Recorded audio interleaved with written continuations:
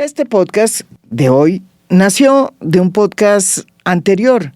Hace como 2 meses, en plena campaña electoral, fui entrevistada por el director del Hilo, este podcast que aborda semanalmente de National Public Radio los eventos que conmueven a América Latina. Su director, Eliezer Budasov, me llamó y me dijo, hagamos una entrevista sobre lo que puede estar pasando el escenario electoral que se apresta a vivir Colombia.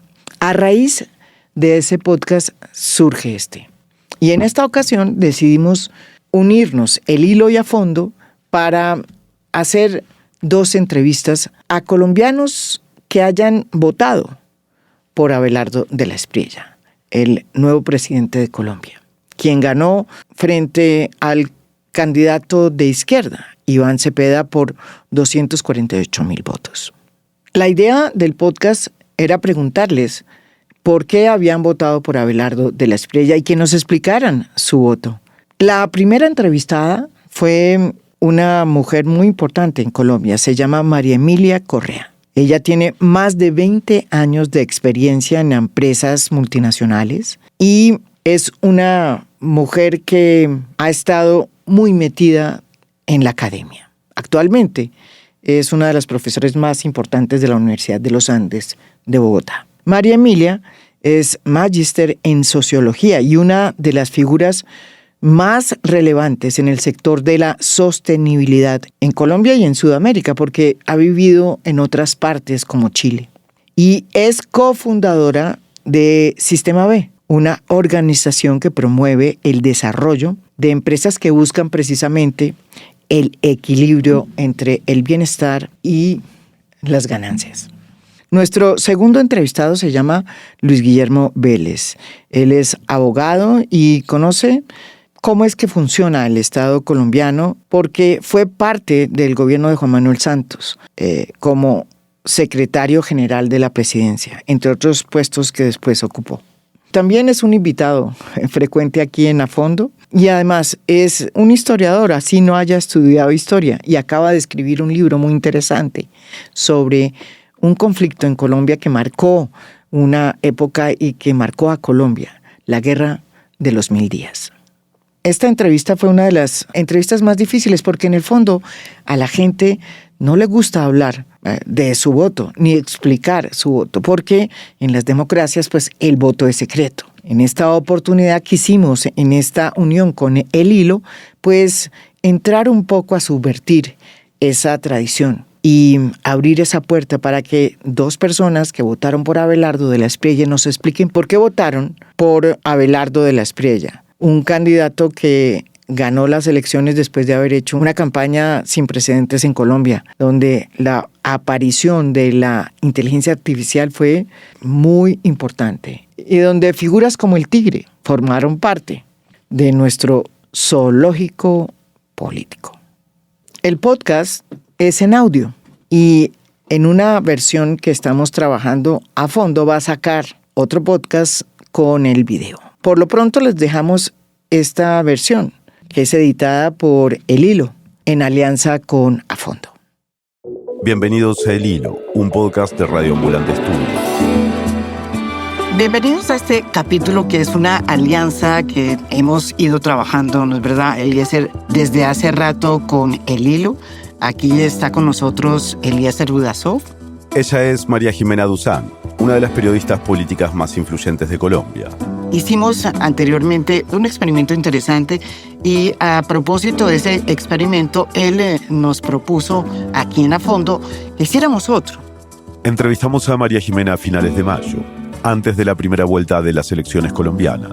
Pero en este momento, el que están escuchando ahora, ya pasó un mes desde entonces y estamos en Bogotá, en el estudio de su podcast A Fondo, para tratar de hacer algo más difícil que analizar el panorama electoral. Queremos entender por qué personas que creen en la democracia, que no están agobiadas por la urgencia económica, ni viven bajo la presión de la violencia, votaron por un candidato como Abelardo de la Espriella, en un momento en que los gobiernos de ultraderecha están debilitando los sistemas democráticos en todo el continente. Y queremos saber qué esperan del nuevo gobierno que hoy asume el control del país. Este es un episodio distinto a los que solemos hacer. Las 2 entrevistas que van a escuchar fueron grabadas el jueves 23 de julio, 2 semanas antes de la investidura del nuevo presidente. Y hubiera sido imposible hacerlas sin la generosidad de María Jimena y de los entrevistados, que se sometieron a un ejercicio al que mucha gente no se hubiera animado. Es 7 de agosto de 2026. Hacemos una pausa y volvemos con la primera entrevista. This is an iHeart podcast. Guaranteed Human. La primera entrevistada de este episodio es María Emilia Correa, que tiene más de 20 años de experiencia en empresas multinacionales, sociedad civil y academia. María Emilia es magíster en sociología y una de las figuras más relevantes en el sector de la sostenibilidad en Colombia y Sudamérica. Es cofundadora de Sistema B, una organización que promueve el desarrollo de empresas que buscan el equilibrio entre el bienestar y las ganancias. Tengo que decirles que cuando dije que iba a venir a esta conversación, medio mundo me ha preguntado, pero usted es de bruta, ¿cómo se va a meter a eso? ¿Pero sabe por qué lo hago? Sí. ¿Sabe por qué lo hago? Porque desde el año 97 yo trabajo en todos los espacios donde estoy en la conversación de las diferencias. Yo pienso que el desafío democrático más importante que tiene Colombia y que tiene el mundo es que seamos capaces de vivir la genuina diferencia para trabajar juntos con un propósito común. Entonces yo vengo acá simplemente porque me parece sensacional que podamos conversar. Yo estoy encantado de estar con ustedes dos acá, con María Jimena, contigo, María Emilia. Quería contar un poco, justo hace un mes antes de la primera vuelta de las elecciones en Colombia, María Jimena nos dijo una frase que a mí me quedó dando vueltas en la cabeza y es: si gana Abelardo de la Espriella, Colombia entra en un terreno desconocido. Entonces, pensando en hacer algo juntos de nuevo, le pedimos ayuda para algo más complicado todavía, y es entender por qué la mitad más uno de la sociedad colombiana prefirió elegir lo desconocido antes que cualquier otra opción. Porque la figura de Abelardo, para los que cubrimos las elecciones en América Latina, es extraña y familiar a la vez. Porque tiene muchos elementos que hemos visto en otros candidatos asociados a nivel global o a nivel regional con la ultraderecha, ¿no? Y en muchos casos también sabemos cuál ha sido el resultado de alguno de esos políticos. El problema es que, claro, desde afuera de Colombia es muy fácil juzgar una elección que nos parece incomprensible, ¿no? Y a mí me gustaría empezar con una pregunta que te la hago a ti, pero me gustaría si tú también puedes responderla, María Jimena. Y lo primero es, ¿qué creen que es lo más difícil de entender para un extranjero sobre la política o la sociedad colombiana? Es que yo creo que no solamente para los extranjeros, yo creo que para nosotros también tenemos una cantidad de preguntas de por qué estamos en este momento en Colombia. Yo creo que no es fácil explicar el nivel de polarización al que estamos, el nivel de animosidad frente a las diferencias de opinión y la oferta política que tenemos, que a mi ver, yo sin ser experta en la política ni mucho menos, no es lo que estábamos acostumbrados en Colombia. Que Colombia era un país tradicionalmente, digamos, un poco más hacia lo conservador, más hacia el centro, más predecible, digámoslo así en muchos sentidos. Yo siento que de un tiempo para acá Colombia es bastante más impredecible. Yo creo que estamos caminando sobre terrenos nuevos y eso no es malo. A mí me parece que eso es interesante, por lo menos. Eso crea una cantidad de incertidumbres, ¿no es verdad? Pero por primera vez nosotros tenemos un bloque de izquierda. Cuando la izquierda en América Latina se está yendo al carajo, digámoslo así, políticamente. Bueno, aquí no, aquí se está fortaleciendo.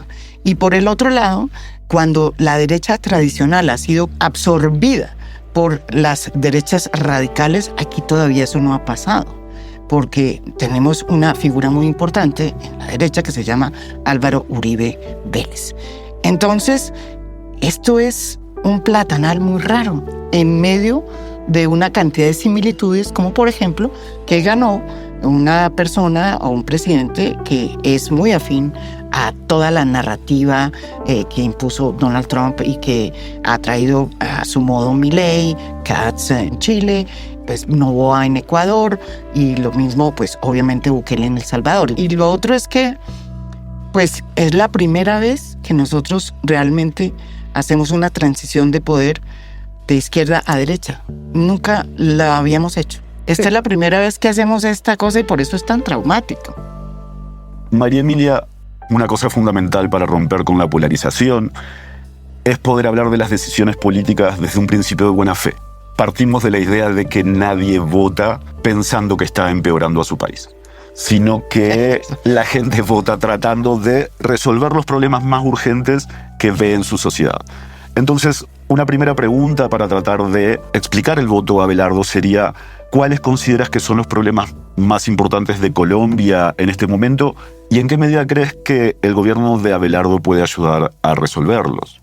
Mira, yo quiero empezar por decir que estas 2 últimas elecciones presidenciales yo he tenido que hacer una reflexión muy profunda sobre cómo decidir mi voto. Yo quisiera políticos más serenos en primer lugar, pero además más centro, más participativos, ¿sí? Con propuestas orientadas a una visión nacional común, en fin. Pero como eso no es lo que tenemos, ¿cierto? Entonces, esta situación donde la decisión es blanco y negro, ¿no es verdad? 2 extremos, me ha puesto a mí a pensar muy profundamente, porque realmente yo me lo pensé y me lo estudié. Hice una reflexión en serio diciendo, a ver, creo que tengo 2 argumentos que para mí fueron los más decisivos, los más pesados para tomar esa decisión. El primero es que yo creo que mi principal preocupación e incluso temor en Colombia y en el mundo hoy es la concentración de poder. Yo creo que la concentración de poder, los monopolios, son peligrosos en la política, en la economía, en la academia, donde uno los quiera, pero lo que estamos viendo hoy en el mundo en la política me produce realmente miedo. Entonces, en esa situación de incertidumbre, yo creo que regresar a esa estructura de separación de poderes y pesos y contrapesos es lo que a mí me da un camino de más tranquilidad frente al tema De Petro. de la concentración de poder, porque es que la concentración de poder es un riesgo para los dos, para Petro y para Abelardo. María Emilia, ¿no le parece a usted que, por ejemplo, yo estoy de acuerdo cuando usted dice que en la época de Gustavo Petro, en estos 4 años, funcionó todo el tema de los pesos y contrapesos? El sistema funcionó. Y entonces trancó a Petro en muchas cosas que decía el Congreso lo paró, la Corte lo paró, en fin, el sistema funcionó. Pero mi pregunta es, si usted cree que cuando usted decidió votar por Abelardo, usted puso eso en consideración de si este sistema, que sí funcionó con Petro, iba a funcionar como funcionó, habida cuenta de que desde luego la derecha y la ultraderecha pues es más funcional al sistema. Eso siempre ha pasado así porque siempre han gobernado, digamos, de manera conjunta. ¿Usted nunca abrigó ese temor, por ejemplo? Pues yo no le digo que mi decisión está exenta de dudas. No, claro. Sí, de preocupaciones, porque tampoco es una visión ilusa de que vamos a entrar en el paraíso de la perfección. Pero mire, lo que pasa es que yo pienso que ese proceso de reforma de la Constitución que venía avanzando Petro y sobre el que Cepeda trabajó con una propuesta clara, recogieron firmas y plata y en fin, me indica que el camino no era el camino de, digamos, tener la Constitución del 91 como un faro y un norte en la gestión. Me da más sentido pensar que alguien que no ha propuesto ese cambio, de alguna manera, va a poder ser mejor controlado que alguien que quiere estar haciendo un cambio tan radical. Para una Colombia que vivía sumida en la violencia, el narcotráfico y el terrorismo de los años 80, la Constitución de 1991 representó una salida institucional de aquella crisis. Impulsada por un amplio movimiento social, la Constitución sentó las bases de la Colombia moderna como un Estado social de derecho. En 2024, después de varios frenos a las políticas de su gobierno, Gustavo Petro declaró su intención de convocar a una nueva constituyente. Para reformar la Constitución del 91. Y no solamente hizo eso, sino que recogió firmas y dejó planteada una posibilidad de hacer una constituyente hecha a su medida, cosa que fue repudiada por muchísima gente. Y yo creo que fue uno de los problemas más grandes por los cuales en la primera vuelta no ganó Iván Cepeda. Porque ahuyentó a mucha gente, mire, aquí a mí la ahuyentó, y evidentemente yo creo que fue un instrumento que utilizó Gustavo Petro que no le sirvió. Tanto es así que antes de la segunda vuelta, cuando pierden la primera, lo primero que hace Iván Cepeda es decir, no va a la constituyente. Y esa constituyente se cierra y ya para las elecciones de la segunda vuelta esa opción ya no está. Pero ya había hecho mella.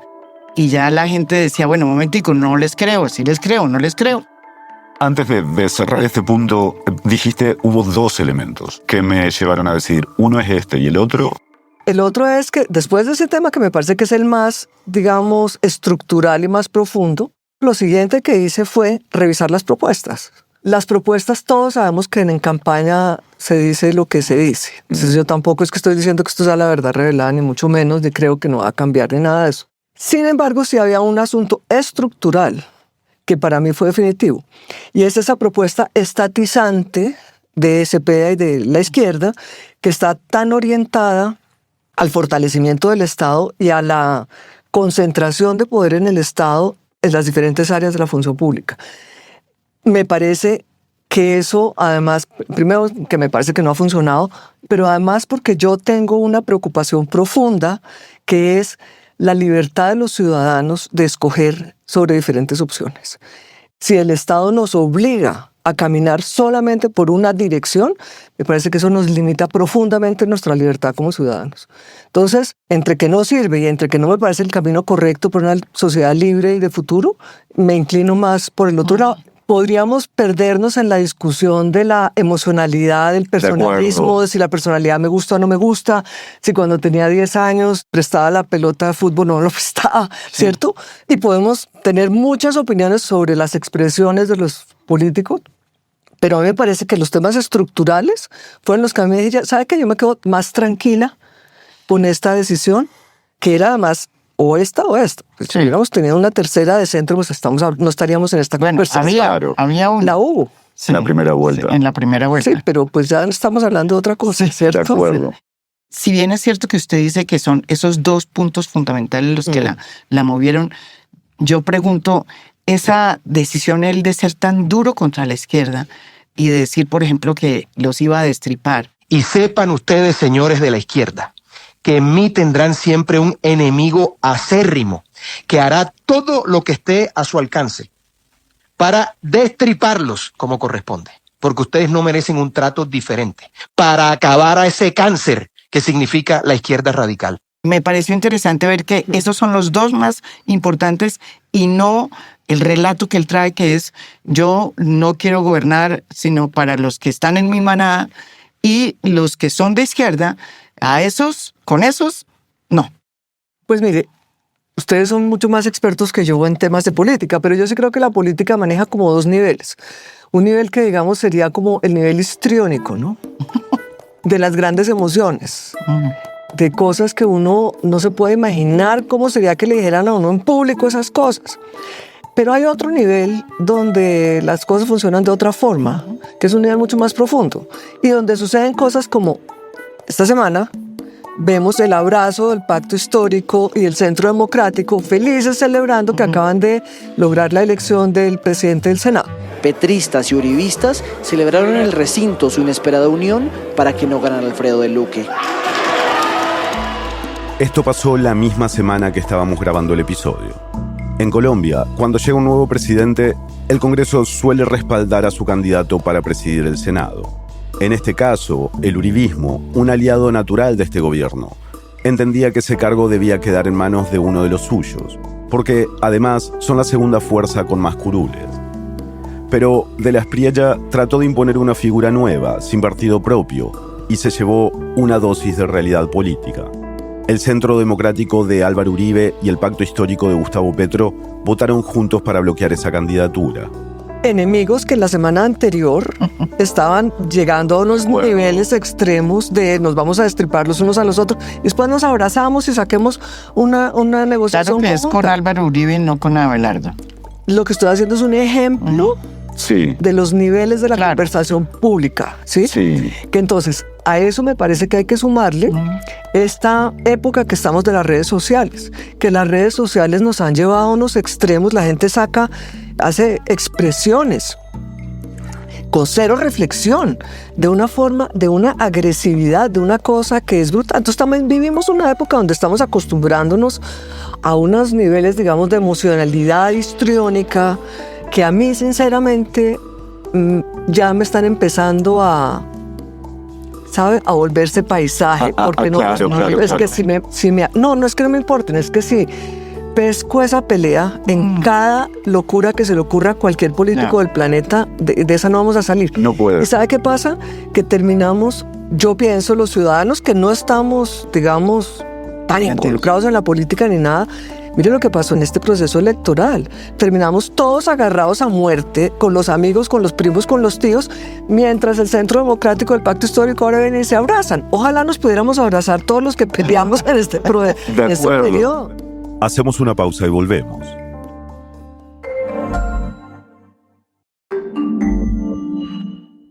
Estamos de vuelta en el hilo.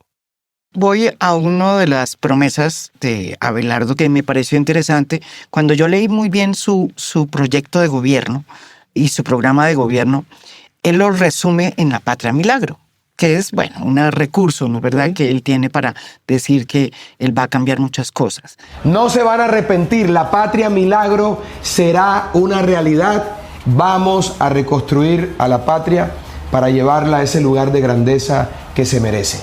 Pero sobre todo hay 3 cosas que a mí siempre me han impresionado porque me parecen muy ambiciosas. Crecimiento al 7%, cuando ni siquiera, pues digo yo, ¿no? Es una opinión mía. O sea, es un continente que no está creciendo ni al 3%. Pero además de eso, reducción a lo Milei del Estado del 40%. Y la famosa descentralización, que no sabemos cómo va a ser, si es una descentralización que nos va a aumentar el Estado o nos va a reducir el Estado, ¿sí? Y con quién va a descentralizar, ¿no? En un país tan centralista como Colombia, uno se pregunta si va a descentralizar de verdad, de manera democrática, con las regiones, con quiénes en las regiones, o si va a descentralizar para entregarle el poder de nuevo a la clase política tradicional y a los grandes clanes políticos. Esos son como los planes de él. ¿Usted qué opina? ¿Eso le gustó? ¿Le pareció interesante o no? ¿Qué pienso yo respecto a eso? Yo pienso en primer lugar que Abelardo no está solo. Entonces, uno de los elementos que suman a mi decisión que ya fue tomada es que las personas con las que trabaja Abelardo me parece que tienen el conocimiento y la capacidad, aunque con muchas cosas no necesariamente estoy de acuerdo, pero me parece que tienen el conocimiento y la capacidad de hacer gestión como ha sido tradicionalmente la gestión del Estado colombiano. Por ejemplo, la política monetaria de este país, la política financiera de este país ha sido tradicionalmente seria y responsable, y el desafío de la inflación lo tenemos que manejar porque ese es el problema que se come la plata de los pobres, entre otras cosas. La gente que ha acompañado a Petro hemos tenido una experiencia, digamos, compleja, porque con esa iniciativa que me parece interesante de abrir oportunidades a personas que no las han tenido antes, que me parece muy respetable y muy importante, pues no podemos encargar a personas que no conocen de un tema a tratar de manejar temas de gran complejidad. Entonces, eso sí que me parece que es complicado y que genera incertidumbre. Entonces, no estamos eligiendo entre lo bueno y lo mejor, estamos eligiendo entre 2 incertidumbres, porque la verdad, como decimos, todavía nadie ha empezado a funcionar, digamos, veamos sus actos, porque las palabras, ¿cierto? Recién dijiste algo que me parece clave y es, estamos hablando sobre hechos consumados, digamos, ¿no? Hay decisiones que ya se tomaron y entonces, ¿tú crees que, en definitiva, el gobierno de Abelardo Laspriella, que no empezó todavía, que va a empezar, representaba un riesgo menor de desmantelamiento del Estado de Derecho? Que sí, eso es así. Eso es así. Ya. Sí, eso es así. Ahora, también una propuesta económica y una propuesta de desarrollo que me parece que tiene mucho más sentido para el mundo de hoy, para el siglo XXI, que es una mirada de apertura de las oportunidades en todos los sentidos, de innovación, de desarrollo económico. Y puede ser pensar con el deseo, ¿sí? Ya. Pero si uno se pone una meta ambiciosa y trabaja hacia esa meta ambiciosa, yo prefiero eso que simplemente decir esta economía no va a poder crecer. Y miremos cómo ha crecido esta economía en estos últimos años. Me parece que esto hay que revisarlo y pensarlo. Pero la pregunta es que me sorprende que una cosa que se le exige mucho a Gustavo Petro y a la gente que trajo Gustavo Petro es que llegó sin experiencia. Pero resulta que el presidente electo no tiene experiencia. No tiene ninguna experiencia. Es que es el primer presidente que nosotros vamos a tener sin ninguna experiencia en la función pública. Pero eso parece que no pesa. Yo pienso que el equipo que están haciendo José Manuel Restrepo, con la seriedad con que está manejando los temas, es una maravilla. Este gobierno empieza el 7 de agosto, pero ya tenemos un gabinete definido, tenemos ya la gente entendiendo qué es lo que tienen que hacer, funcionando a nivel internacional. El economista José Manuel Restrepo, el nuevo vicepresidente colombiano, era el único de la fórmula que tenía experiencia en gestión pública. Fue ministro de Comercio y después de Finanzas durante el gobierno de Iván Duque, y es considerado una especie de garantía técnica frente a la inexperiencia de Abelardo.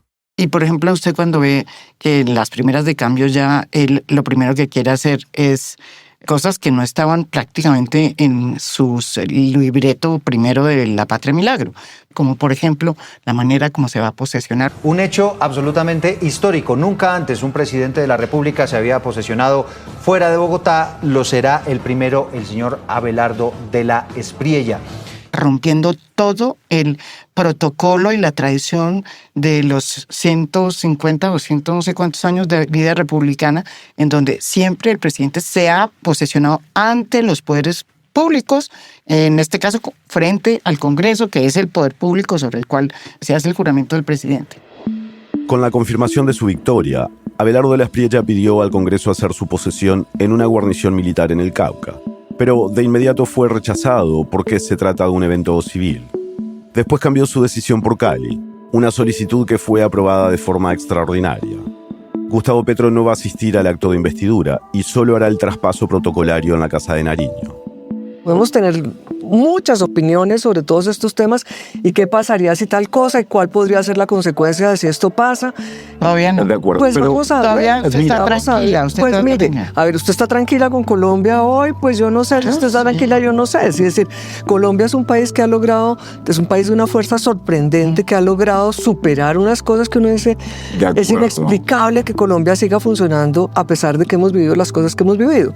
Entonces yo confío en que este país tiene fuerza, que tenemos millones de pequeños empresarios en este país que se levantan todos los días y que permiten que la economía mantenga una cierta continuidad, que hay gente, los funcionarios públicos, millones de funcionarios públicos que mantienen las instituciones.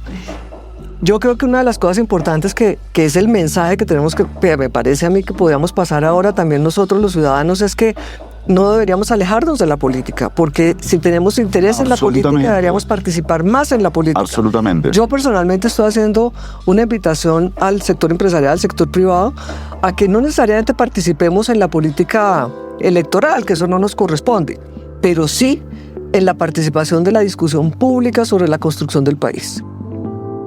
Obviamente los votantes ya no esperamos que una propuesta política represente todo lo que queremos, ¿no? Uno reduce su ambición a uno o dos elementos y si eso más o menos se resuelve está contento.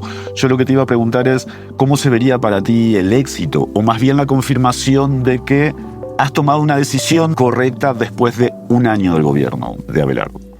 En primer lugar, me parecería muy fundamental que Abelardo sea capaz de separar sus creencias muy respetables personales de su función como presidente, ¿cierto? Porque la función de representar al país y de tomar decisiones para todos los colombianos tiene que poder, digamos, separarla de sus valores y de sus convicciones personales. Yo espero que tenga la capacidad de hacerlo.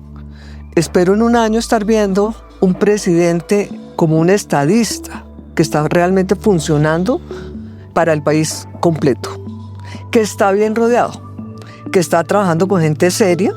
Nadie va a solucionar los problemas del país en un año, ni mucho menos, ¿cierto? Pero que están caminando en una dirección que ojalá, en primer lugar, baje la emocionalidad de la diferencia.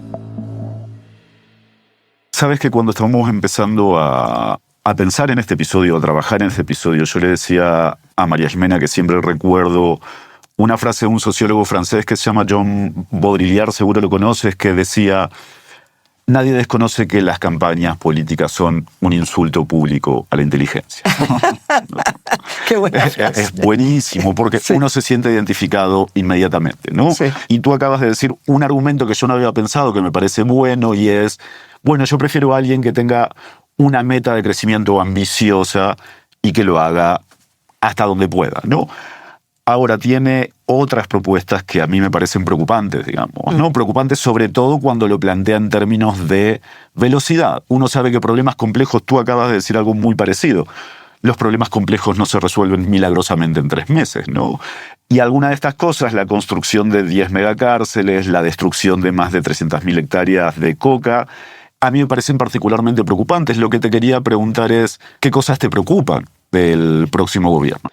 Mira, me preocupa que no sean capaces de gestionar la complejidad de los problemas que tenemos. Porque no es gratis que hoy tengamos 300.000 hectáreas de cultivos ilícitos. Y no es fácil simplemente decir, listo, todos vengan y fumiguen esa vaina, ¿cierto? Es decir, y a ver, son 300.000 hectáreas, medio país. Y alrededor de eso hay una actividad criminal tremenda, con una capacidad de ingresos tremenda. Entonces, yo espero que tengan la serenidad y la capacidad de comerse ese sándwich enorme a bocados chiquitos, de forma que realmente puedan ir caminando en la solución de los problemas de la forma correcta. Esa es mi esperanza. Ahora, te quiero decir una cosa. Yo me sueño con esa mirada que todo el mundo me dice, no, es que usted es muy romántica. Tenemos un amigo común que se burla de mí porque me dice, es que usted es muy ilusa. Sí. Yo le digo, yo prefiero ser ilusa que cínica. Y es una escogencia personal, ¿sí? Es una decisión. Si no, uno puede creer en la esperanza como acción, como posibilidad, o sentarse a decir que nada funciona y entonces me quedo durmiendo entre mi casa y no vuelvo a salir. Yo prefiero inspirarme en las posibilidades. Entonces, ¿qué me soñaría yo? Ojalá pudiéramos trabajar una forma política que no requiere solamente que el gobierno de Abelardo, José Manuel y todos sean serenos, sean sabios, sean generosos, sino que también la izquierda tiene que ser un poquito más generosa con este país, porque ese entusiasmo de destruir simplemente por ganarse una posición pública, hombre, eso no le hace bien a nadie. Y también usted está tiene la ilusión de que todo este tema de la batalla cultural, por ejemplo, que es un tema que lo ha traído a colación el propio Abelardo de la Espriella, que tiene una connotación muy especial porque cuestiona los derechos sexuales y reproductivos de las mujeres, los derechos de las parejas gays a adoptar, en fin, y toda una cosmovisión, digámoslo así, de lo que realmente la familia y la sociedad. Usted, digamos, esa parte no le... Esto me pregunta como, ¿eso no le molesta? Claro, es que uno se contiene todo el tiempo. Me pasa cuando uno se contiene todo el tiempo. Digo yo, ¿cómo? Tú eres yo que la conozco, eres de sí. O sea, no, por eso, yo que la conozco, yo digo, ¿usted no le molesta eso? A mí me molesta. Claro, pero mire, es que sí. A ver, claramente yo no comparto esos valores. Claro, y por eso lo primero que dije es que espero, y eso es lo que espero que pase, es que estas personas sean capaces de separar su convicción valórica personal de su gestión como representantes de todos nosotros en el Estado. Esperemos que los que toman el gobierno en este momento reconozcan eso, que respeten las instituciones, ¿cierto? Yo, sinceramente, he reducido mis expectativas a cosas mínimas. Claro. Una amiga personal que usted conoce, cuando yo la llamé, dijo, Eva, para ver si venía acá, le dije, porque yo sabía que había votado por Abelardo de la Espriella. Me dijo, no, yo no voté por Abelardo de la Espriella, voté contra Petro. Es que eso sí. Inmediatamente dijo, no, yo no voté por él, sino voté contra Gustavo Petro porque no me gusta lo que pasó con Gustavo Petro, no me gusta. Ese no es su caso. Pues mire, también hay un elemento de votar en contra de lo que pasó en el pasado, claro que sí, pero como le digo, yo también hice una reflexión en el sentido de decir, a ver, revisemos esto que pasó en el pasado. ¿Me convence? No me convence. No me convence la capacidad con que se manejó. No me convencen los resultados. Me los he estudiado los resultados en las áreas que me interesan, como la energía, el medio ambiente, en fin. No me convence. No, continuidad de eso no me convence. Claro que no. Lo que pasa es que yo creo que uno... Es más... Pero claro, porque... Uno se pregunta esto que tú decías que tenía María Jimena en la punta de la lengua, es, ¿no te molesta que hable en contra de cosas que en realmente no afectan a nadie? Y, digamos, creo que uno de los grandes problemas de esta época en términos políticos es que han logrado convencer a un montón de gente que mejorar las condiciones de vida de otros es algo que le han quitado a ellos.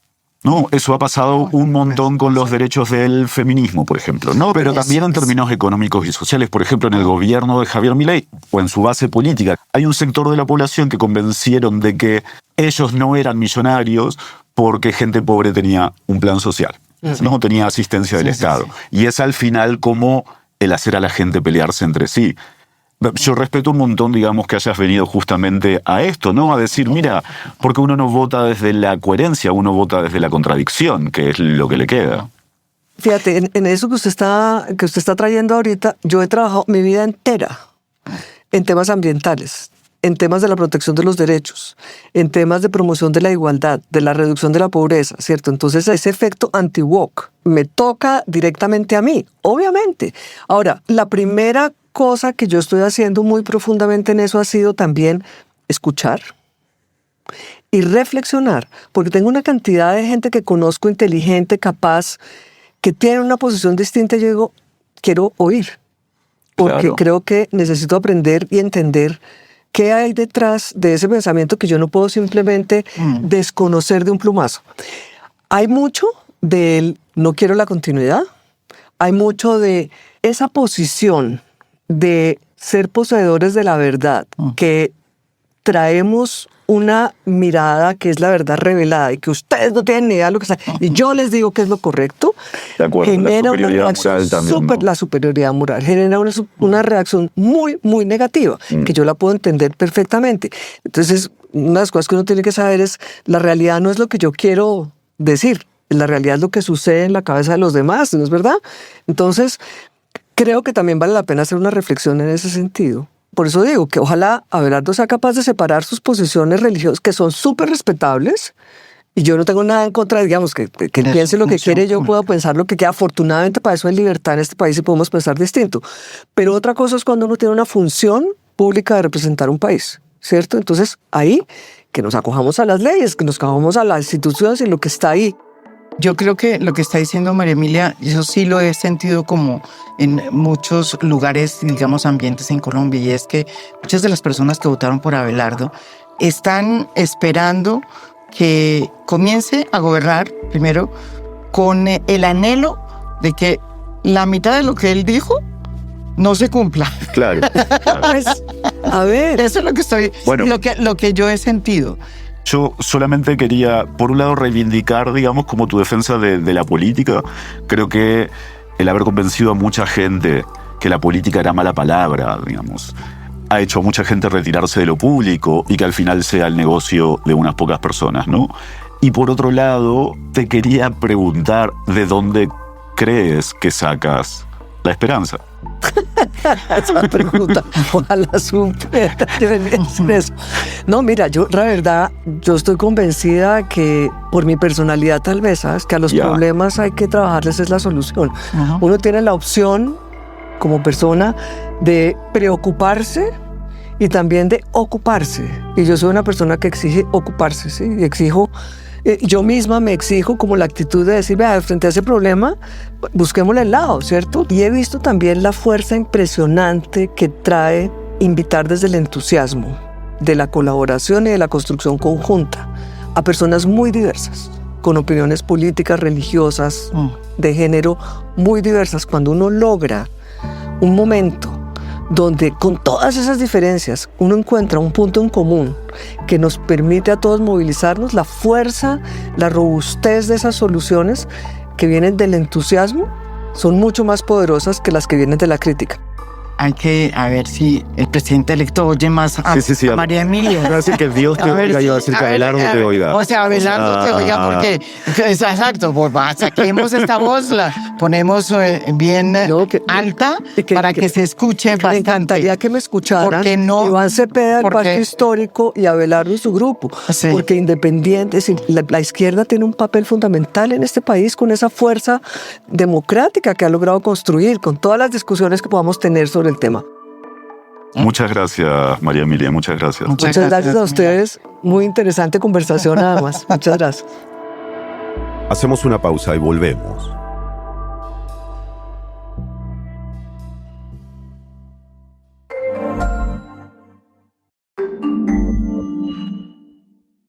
Estamos de vuelta en el hilo. Nuestro segundo entrevistado se llama Luis Guillermo Vélez. Es abogado y conoce cómo funciona el Estado por dentro. Fue parte del gobierno de Juan Manuel Santos como secretario general de la presidencia. También ha sido invitado varias veces en A Fondo, el podcast de María Jimena. De hecho, cuando hablé con ella sobre las posibles voces para este episodio, de inmediato pensó en Luis Guillermo. Porque fue, yo creo que la primera persona que, haciendo nosotros un directo aquí en A Fondo el día de las elecciones, sin ningún problema, Eliezer, dijo fresco, yo sí voté por Abelardo. Cosa que no es tan fácil, porque la gente en general no le gusta cantar su voto, porque el voto es un acto privado. Luis Guillermo, bienvenido aquí. María Jimena, muchas gracias por invitarme a otro podcast de A Fondo y de El Hilo. La primera pregunta que tengo para justamente acercar a la audiencia y acercarnos a nosotros es una que ya respondió la entrevista anterior, y es, ¿qué crees tú que es más complicado de entender para un extranjero sobre la política o la sociedad colombiana? De afuera de Colombia se ve un país, pues obviamente violento, caótico en muchos aspectos, peligroso, con unas cantidades, digamos, de efervescencia social no muy bien canalizada. Y eso es lo que se ve en los noticieros, asesinatos, ese tipo de cosas, inseguridad, ilegalidad. Pero al mismo tiempo, y es una gran paradoja colombiana, tienes tú un país institucionalmente, comparativamente con la región, bastante ordenado y con unas instituciones bastante sólidas y con un respeto, por lo menos en lo formal, de la legalidad bastante amplio. Y esas dos cosas conviven.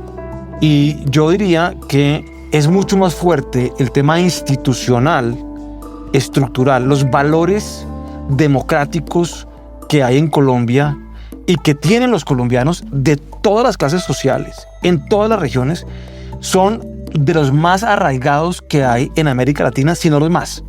Eso está ahí y eso casi nunca se reconoce. Pero surge en determinados momentos de la historia nacional. Y no estoy hablando solamente de los últimos 20 años. Esto realmente tiene una trazabilidad muy extensa. Y yo creo que había un dato que se mencionaba mucho antes y que se dejó de mencionar, pero que es muy importante. Y es que Colombia ha sido, comparado con todos los países de América Latina, el país con menor número de dictaduras, y cuando se han dado dictaduras han sido las más cortas. Este ha sido un país muy refractario a los modelos autoritarios desde su independencia. Estoy en parte de acuerdo, pero no hay que olvidar que el país sí ha cambiado mucho. Ah, no, sí, sin duda. El país ha cambiado mucho desde hace unos 20, 30 años, por muchísimas razones. Y entre ellas porque los dos elementos que había que realmente estaban afectando una democracia que, si bien es cierto, le enseñan a uno en el colegio, de las más antiguas de América Latina. O enseñaban también. O enseñaban, porque ya no enseñan.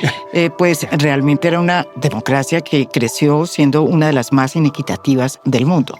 De acuerdo. Entonces, ese es un lastre que trae.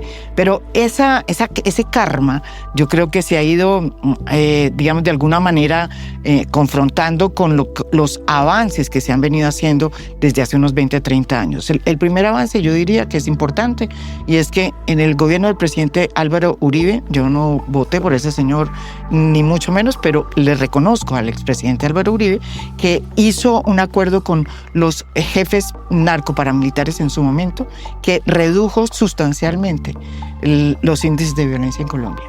Eso permitió que en el gobierno de Juan Manuel Santos se pudiera hacer lo mismo con las FARC, que era el otro gran desafío institucional a la democracia, amenaza a la democracia que había. Y eso redujo sustancialmente de nuevo los índices de violencia. Los índices de violencia hoy en Colombia están por debajo de los índices de México, de los índices de Ecuador. Es decir, en materia de convivencia pacífica, digámoslo así, Colombia se ha vuelto un país más normal, como hablamos la vez pasada. Y desde luego ya no tenemos la lucha armada, no tenemos las FARC, no tenemos la combinación de formas de lucha, y una izquierda por primera vez que llegó al poder y después de 4 años pues pierde el poder. Y por primera vez estamos viendo una transmisión de mando de la izquierda a la ultraderecha. Efectivamente, a ver, yo estoy de acuerdo con un punto que usted planteó al principio de la intervención, y es que el país cambió. No cambió como dice Petro que cambió, pero sí ha cambiado. Y lo que ha cambiado es un reacomodo de fuerzas políticas muy profundo que es inducido por la Constitución del año 91, que rompe el bipartidismo. Ese sistema llevaba casi 150 años definiendo la política colombiana. Liberales y conservadores no eran solo partidos, eran casi una identidad nacional. Para Luis Guillermo, lo que terminó de romperlo fue una elección, la de Álvaro Uribe en 2002. Fue, en efecto, el primer presidente elegido por fuera de los dos partidos tradicionales en toda la historia del país. Ese reacomodo, dice él, se aceleró a partir de 2010 y quedó claramente visible en las elecciones de 2014. Y es, en esencia, el mismo reacomodo que seguimos viendo hoy. Un espectro de derecha y un espectro de izquierda mucho más marcados que antes. Pero guarda ciertas características, eso es muy importante para entender lo que está ocurriendo, con el bipartidismo tradicional, o anterior, más bien. Y es su carácter multiclase. Esto es importantísimo, porque el bipartidismo colombiano, y eso muchos analistas de la izquierda nunca lo quisieron reconocer, era multiclase. O sea, había campesinos liberales, campesinos conservadores, había trabajadores liberales, trabajadores del conservatismo, es decir, eran partidos multiclase. Entonces, cuando esto se reacomoda, ese carácter multiclase se logra mantener en muchos aspectos. O sea, uno puede tener personas, digamos, que votó por la izquierda y que son gente, digamos, relativamente afluente en la sociedad. Y también, eso es súper importante para entender lo que pasó en el 26, puede tener unas personas, campesinos, por ejemplo, que votaron por Abelardo de la Espriella, o trabajadores, o la clase media, a mí me gusta usar esos términos tan marcados, pero digamos, la clase media baja de Bogotá, es decir, o menos pudiente. Entonces, esa característica se mantiene en este nuevo reacomodo. Pero si hay algo que no ha cambiado en este país es que seguimos siendo muy clasistas, es una sociedad muy cerrada, digamos, sobre todo en las élites muy cerradas, que de alguna manera se sintieron como, ¿no?, cimbroneadas por la llegada de Gustavo Petro y su gente. No, claro. Eso es evidente. Pero más allá de eso, yo le quería hacer una pregunta. Usted vino aquí el día que hicimos la transmisión y usted dijo, mire, yo voté en primera por Paloma Valencia, que era la candidata del Centro Democrático. Y en segunda vuelta voté por Abelardo de la Espriella. ¿Usted por qué votó por Abelardo de la Espriella? Bueno, creo que cada persona tendrá sus razones específicas. Claro. De acuerdo. Entonces, yo les voy a dar mis razones en particular. Y son fundamentalmente dos. Y las voy a poner un poquito en orden. La primera es que yo sí creo que la propuesta de Gustavo Petro y de Iván Cepeda de una asamblea constituyente era en serio. Podrán decir que no, que eso era una cosa o la otra, lo que fuera. Pero para mí eso era una amenaza suficientemente grande para colocarme claramente en la antípoda de la propuesta de la izquierda. Porque yo creo que el pacto constitucional del año 91 es absolutamente fundamental para este país. Y ha generado unos cambios muy positivos, todo lo que hemos hablado, cambios sociales. Y esa propuesta no era marginal, era una propuesta de una constituyente de parte que ya la habían anunciado en su composición. Y era una constituyente que para mí me generaba muchos temores y muchas similitudes con las constituyentes que se han dado de continuidad de gobiernos de la izquierda, inclusive la izquierda autocrática de América Latina, como lo de Venezuela. Ya. Entonces, para mí eso era el punto central. Y lo segundo es que a mí me gustan muchas de las cosas que plantea la agenda de Abelardo. Digamos, yo sí creo, por ejemplo, en explotar los hidrocarburos, por ejemplo. O sea, Colombia tiene que explotar el gas. No creo en ese tema, digamos, de la agenda verde extremista. Creo en el cambio climático, por supuesto, eso no. Pero sí creo, digamos, que hay que explotar los hidrocarburos. ¿Usted quiere fracking? Yo creo que se puede hacer fracking sin tener que destruir la naturaleza. Yo creo que eso se puede hacer. El fracking es una técnica para extraer gas y petróleo atrapados en formaciones rocosas. Para hacerlo, se inyectan grandes cantidades de agua, arena y productos químicos a alta presión para fracturar la roca.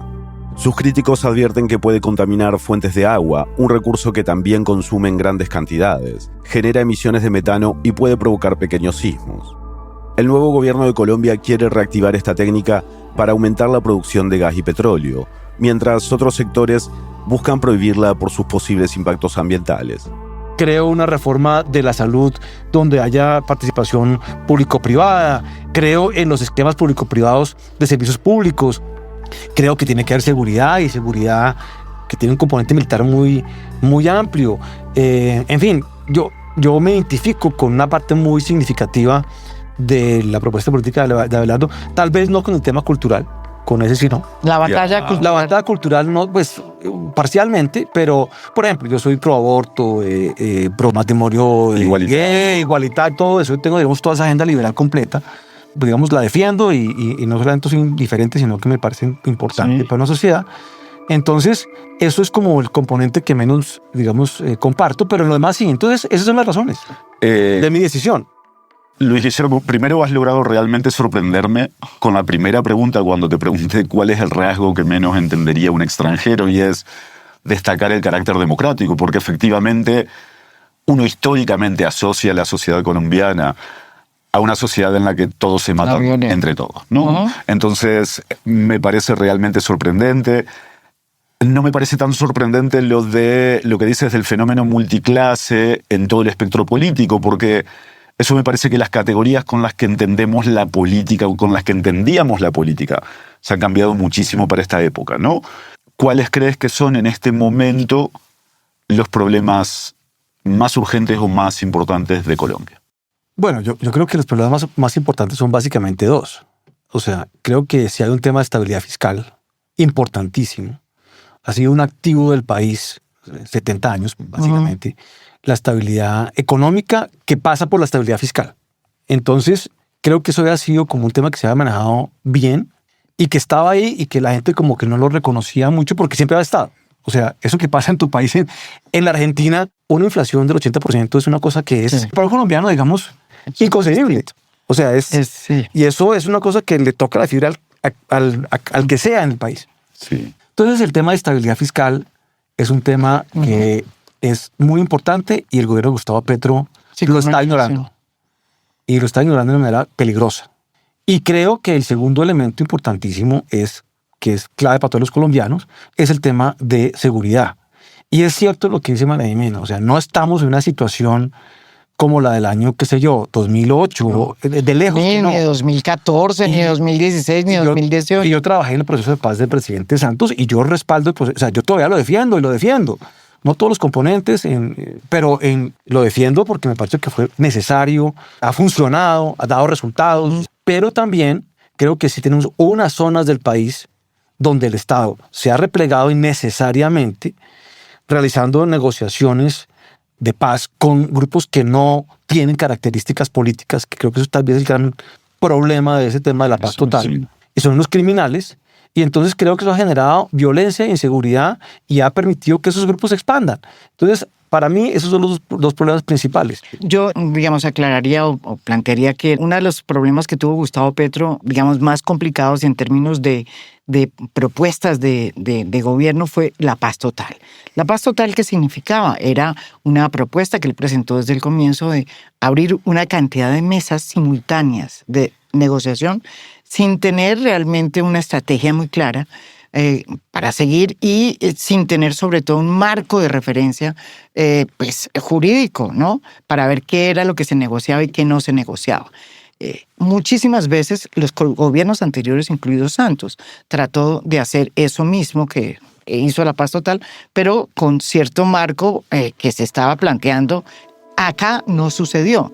Y efectivamente hay, digamos que, índices de violencia que se incrementaron, pero nunca hemos llegado, óiganme bien, nunca hemos llegado a los niveles de hace 10 años. No, de lejos que no. De lejos, pero de lejos. Entonces, sí hemos visto un incremento en otros, digamos, otros flagelos que no teníamos como muy contabilizados, como por ejemplo el encierro de las poblaciones, eso no se usaba. el encierro de las poblaciones o confinamiento se refiere a comunidades donde grupos armados restringen la movilidad de las personas y controlan buena parte de la vida cotidiana. Quién entra, quién sale o qué actividades se pueden realizar. Y yo creo que eso permitió que la derecha, y muy hábilmente Abelardo de la Espriella, cogiera otra vez el argumento de la seguridad para mostrarla como si este país estuviera acabado. Claro. Y montar su patria milagro. Y fue muy eficaz. Pero realmente no estamos tan mal como ellos dicen. Usted entonces, cuando usted enumera las cosas que le gustan de Abelardo, hay cosas que usted dice, la batalla cultural no, pero hay otra que él ha planteado muy seriamente, que tiene que ver con el tratamiento a la oposición, ¿sí? Con el tratamiento a las personas que piensan distinto. Y sobre todo, usted piensa que cuando él dice que va a destripar a la oposición, o cuando dice que va a utilizar todo su capital político en meter a la cárcel a la gente de izquierda y en extraditar a Gustavo Petro, ¿usted qué dice? No, pues yo creo que eso está mal. El señor presidente electo ha dicho que va a destripar la izquierda. Creo que eso es un tema inaceptable.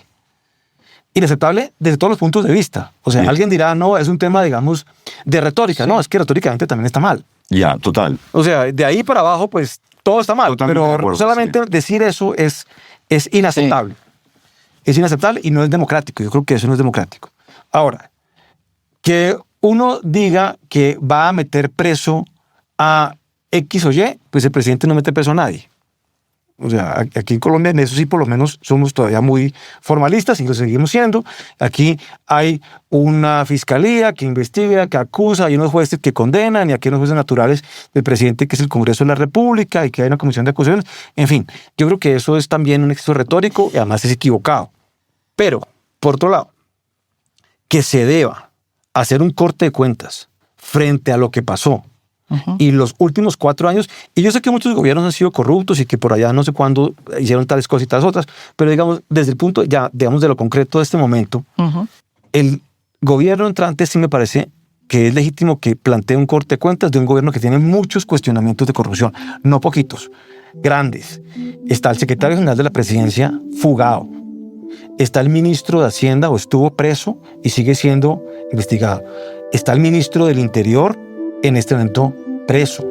Está la alta consejera de las regiones presa. Todo. El exministro del Interior, sí. Claro, pues los exministros. Está el alto gobierno del señor Gustavo Petro el año 2023, cuando decide romper su coalición de gobierno, está todo o preso o fugado, acusado de haber sobornado al Congreso. Entonces eso no es poquito. O sea, no es que un funcionario fuera y robó unas cosas en un ministerio, eso es una cosa seria. Entonces, sí me parece legítimo que el nuevo gobierno plantee un corte de cuentas. Quería hacerte una pregunta puntual y es, ¿qué es lo que te preocupa del futuro gobierno de Abelardo de la Espriella? Sí, mira, te lo voy a decir en un término muy colombiano. Que se coma el cuento, que se crea su personaje. Porque este tipo de personas, como, digamos, este tipo de modelo, es el modelo Bukele, Milei, es una fórmula, muy bien. Y resulta que cada país es muy diferente. Argentina no es Ecuador, ni es El Salvador, y no somos los Estados Unidos. Claro. Entonces, yo creo que aquí hay unas realidades institucionales, como ya las sabemos, que le aplicaron a Gustavo Petro, y se las van a aplicar igualitas al señor. Ya se las han aplicado. ¿Y quién se la aplicó? El Centro Democrático. El señor Álvaro Uribe.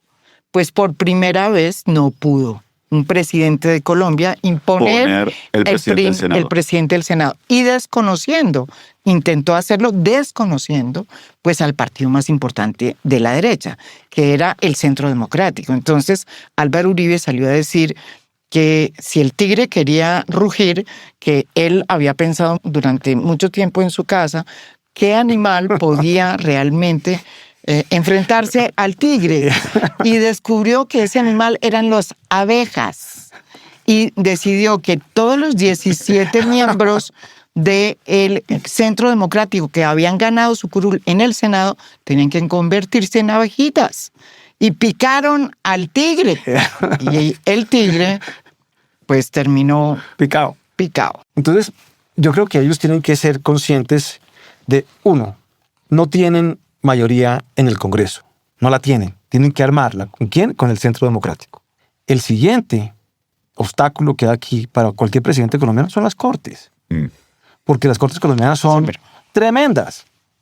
Tremendas en muchos aspectos, pero sobre todo en su digamos, independencia. Pero una pregunta, ¿usted cree que el sistema, después de haber pasado por la experiencia de Gustavo Petro, que fue traumática, es la primera vez que el sistema hace pesos y contrapesos contra un presidente de izquierda? Pero ¿usted cree que en esta ocasión ese sistema que funcionó también con Petro va a funcionar con un presidente como Abelardo de la Espriella? Las Cortes sin duda. Pero lo digo porque hay una sinergia evidente, mucho más evidente, entre Abelardo de la Espriella y el sistema. El sistema de pesos y contrapesos, pues porque culturalmente están más cercanos unos a otros. ¿Usted cree que ese sistema de pesos y contrapesos sí va a funcionar? ¿Usted no tiene ese temor? No, las Cortes... Cuando usted votó por Abelardo de la Espriella, usted dijo, ¿y eso no pasa? Creo que no van a ser condescendientes. Con Abelardo se van a comportar como se han comportado con todos los presidentes. Y si él hace las cosas más o menos bien, le aprueban las cosas. Pero si se va a sacar, digamos, una reforma por decreto, como alguien planteó en estos días, pues se lo paran inmediatamente. Digamos, tú dices, el peligro es que se coma el cuento, la garantía es las Cortes. Sí, es que yo creo que si se come el cuento, ojalá no se coma el cuento porque nos ahorra mucho dolor de cabeza. Y se ahorra él mismo mucho dolor de cabeza. Tengo una pregunta que me parece importante a la luz del diálogo que venimos manteniendo, ¿no? Y es que hasta ahora, digamos, como todo lo que entiendo de la agenda, digamos, de Abelardo es que no va a poder cumplir nada. Entonces, digo, en términos exagerados, ¿no? Estoy exagerando, pero uno lee las propuestas de País Milagro, digamos, ¿no? Y uno dice, bueno, esto es una ficción. Recortar el 40% del Estado es imposible. El crecimiento anual del 7% es imposible. Bueno, esa sí es la máxima. Después habla, digamos, como de la construcción de 10 megacárceles, eso es imposible. De la destrucción de más de 300.000 hectáreas. Imposible. No. Bueno, entonces, perdón, lo que yo pregunto es, ¿cómo se ve para ti el éxito de un gobierno de Abelardo en un año, por ejemplo? Sí. No digo todo el gobierno, digo de aquí a un año. ¿Qué te imaginas que sería exitoso? Buena pregunta. Había un dicho, que no sé si todavía lo repiten, que decía que se hacía campaña en poesía y se gobernaba en prosa. Muy colombiano. Yo creo que Abelardo no va a poder realizar muchas de las cosas que ha planteado, pero si se enfoca realísticamente en los problemas, puede lograr muchas cosas. ¿Qué no puede lograr? Pues recortar el Estado 40%, no. Sí. Salirse de las Naciones Unidas como planteó, pues obviamente pues tampoco. En el sistema interamericano seguramente se hablará de algunas cosas y otras, pero no en general, digamos. El sistema internacional, pues obviamente no. El tema de seguridad. Creo que sí puede tener unos avances importantes en el tema de seguridad y puede reducir de una manera significativa el tema de los cultivos de coca. Yo creo que a la mitad, relativamente fácil. Porque además va a empezar con las fumigaciones, y las fumigaciones destruyen los cultivos de coca que no se han fumigado en más de 12 años. Perdón, va a tener un problema porque el gobierno del presidente Gustavo Petro tiene ya fumigaciones. Claro. Y está fumigando, pero de acuerdo a un fallo de la Corte. Sí. Entonces, si el presidente Abelardo de la Espriella quiere cambiar ese marco tan restrictivo para la fumigación que se está haciendo hoy a través de drones y que ha sido muy ineficaz, le toca primero, pues, hacer todo para que el fallo de la Corte Constitucional cambie. Y eso, pues yo te digo, eso le cuesta mucho trabajo, pues, para un presidente que no creo que invierta todo su capital político en cambiar ese fallo. O sea, como en todas las cosas, tú puedes tener éxitos rápidos en lo marginal. Y eso va a ser importante. O sea, acabar con la coca, pues eso no lo va a lograr. Creo que tiene un tema, digamos, que puede avanzar mucho en tema de seguridad en esas comunidades, digamos, un poco acotar a todos esos bandas criminales que están ahí como loquitas por dando vueltas. Creo que eso también lo puede lograr. Va a lograr el tema de estabilidad fiscal, porque le van a ayudar los Estados Unidos y le van a ayudar los mercados. A diferencia de los Milei, que ha sido tan traumático, tan duro, el caso colombiano es bastante más sencillo porque no es tan grave. Entonces, claro, no está tan deteriorado. Entonces, sí tienes una posibilidad de estabilizar eso de una manera importante. O sea, vamos a llegar a la patria milagro. No, pues digamos. Pues sí, van a ser está bien. Todas estas cosas acotadas. Pero eso es una cosa muy importante. Si logras esas tres cosas. La estabilidad. Creo que va a lograr una reforma a la salud y creo que el tema de hidrocarburos también lo va a poder reactivar. Y de pronto le funciona el tema o sea, ya estamos en $100. No, el tema de fracking es difícil y además no vas a producir 500,000 barriles de fracking, pero sí creo que se puede acelerar el tema de gas, que es tan importante y que están las reservas y no tienen los problemas ambientales de lejos, porque son offshore, de lo que tiene lo otro. Cuando Luis Guillermo habla de gas offshore, se refiere al gas que se extrae de yacimientos ubicados bajo el fondo del mar. Es una técnica distinta al fracking y en general tiene impactos ambientales diferentes. Pero eso no significa que esté libre de riesgos.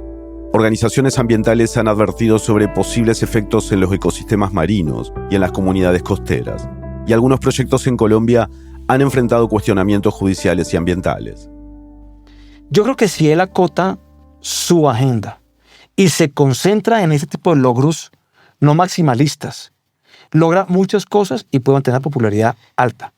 Si se come el cuento, como decíamos, y cree que esto es a lo MAGA o a lo Bukele, y intenta hacer temas de choque con las cortes, chocas con el Congreso, que voy a sacar al pueblo a la calle, ese tipo de cosas. Si intenta hacer eso, no lo va a lograr, va a generar un trauma institucional monumental, va a generar una oposición muy grande y le abrirá todo el espacio a la oposición de izquierda para que en 4 años vuelva a decir, miren lo que les dijimos.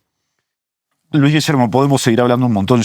A mí me gustaría, digamos, como cerrar con una pregunta que tiene que ver con tu experiencia de gestión y tu amor por la historia. ¿Cuál es para ti la mejor época que ha vivido Colombia y cuál ha sido la peor? Y si crees que es posible, en tu opinión, que el país se aproxime a alguno de esos 2 escenarios en un futuro. Esa es una súper pregunta. Súper pregunta. Ojalá los colombianos nos hiciéramos esa pregunta un poco más. Yo, como soy un optimista irredimible, yo creo que la mejor época del país es ahora. Colombia es una historia de éxito. Es un país que puede decir, hoy día el colombiano promedio vive mejor que en cualquier momento de la historia nacional. Hoy en día, hoy. Un poco lo que decía John Rawls, el filósofo, decía, es decir, un país es justo cuando a uno lo pueden tirar en cualquier posición de la sociedad y es aceptable. Eso es como un parámetro, digamos, de un ejercicio mental. Entonces, yo lo haría de la historia de Colombia. ¿Cuál es el mejor momento de la historia de Colombia para que alguien al azar lo tiren? Y la respuesta es hoy.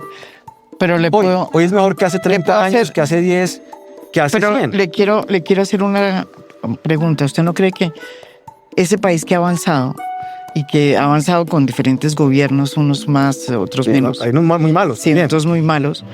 ¿No cree que de pronto todo lo que se ha conseguido puede de pronto echarse a la basura o al vacío en el gobierno de Abelardo de la Espriella por el que usted votó, ¿no? Claro, también muy buena pregunta es, y miremos los términos históricos. Y ese tal vez es como el raciocinio último de la decisión que una persona como yo tomé. O sea, ¿cómo se pone más en riesgo el avance del país? ¿Eligiendo a Iván Cepeda o a Abelardo de la Espriella?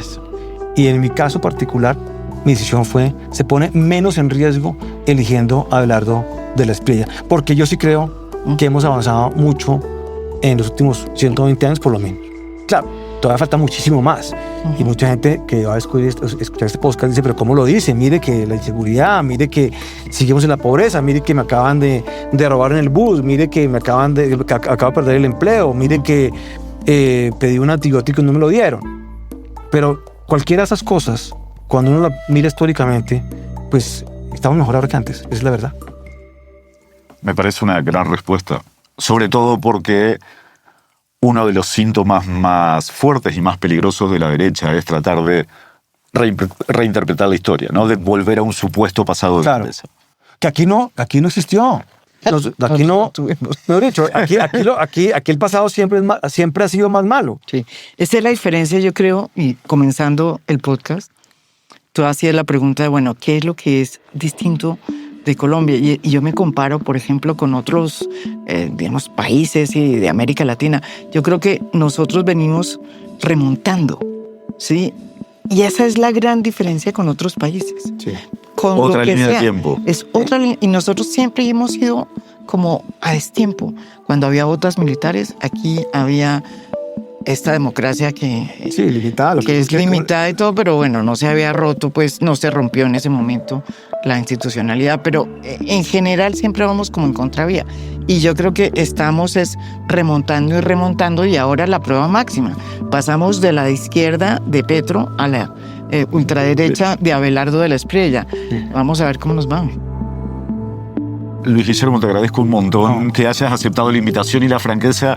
María Jimena, hace 4 horas estamos entrevistando gente. Sí. Gracias por ser tan buena anfitriona, por sumarte a esto con tanto entusiasmo. Yo seguiría hablando 2 horas más. No, buenísimo. Yo creo que ya podemos muchas gracias. Terminar. Muchas gracias. María Jimena, por la invitación. Muchas gracias. Gracias. Eliezer, por la idea.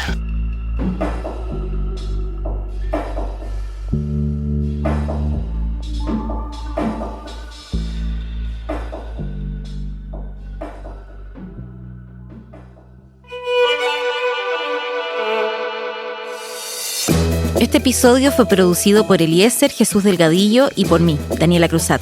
Lo editó Eliezer. Bruno Celsa hizo la verificación de datos. El diseño de sonido es de Elías González y la música es de él y Remy Lozano.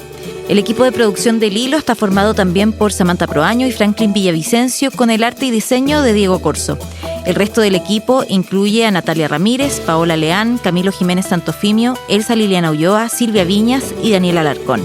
Carolina Guerrero es la CEO de Radio Ambulante Studios. Nuestro tema musical lo compuso Pauchi Sasaki. Este episodio fue grabado en Bogotá, en los estudios del podcast A Fondo de María Jimena Duzán, con la ayuda de su productora, Beatriz Acevedo, y su editor audiovisual, Santiago Acosta. Agradecemos también a David Trujillo, productor senior de Radio Ambulante, por su apoyo. El Hilo es un podcast de Radio Ambulante Studios. Si valoras el periodismo independiente y riguroso, te pedimos que te unas a nuestras membresías. América Latina es una región compleja y nuestro periodismo necesita de oyentes como tú. Visita elhilo.audio/donar y ayúdanos con una donación. Y si quieres profundizar sobre el episodio de hoy, suscríbete a nuestro boletín de correo entrando a elhilo.audio/boletín. Lo enviamos cada viernes. También puedes seguirnos en nuestras redes sociales. Estamos en Instagram, X, Blue Sky, Facebook y Threads. Nos encuentras como @LiloPodcast.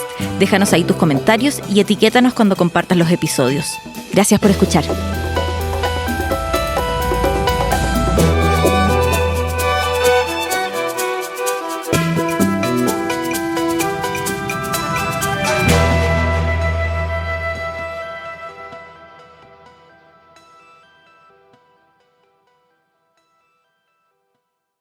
This is an iHeart podcast.